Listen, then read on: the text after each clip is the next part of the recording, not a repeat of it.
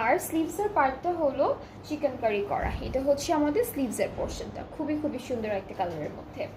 Alright, এখন আমরা দেখবো আমাদের প্যানেল, এই যে মাঝখানে যে খালি জায়গাটা আছে সেখানে হলো আমাদের এই সুন্দর প্যানেলটা বসবে, এটা পুরোটা নেকের জন্য একদম দামান পর্যন্ত যাবে। সো এটা হচ্ছে আমাদের ফ্রন্ট পার্টের মিডল পোর্শনে বসবে।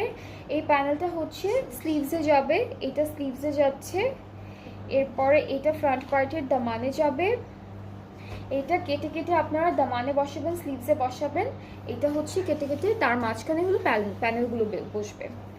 আর এটাও হলো স্লিভসে যাচ্ছে, আর এটা হলো এটা স্লিভসে যাবে, এটা লম্বা করে স্লিভসে বসবে।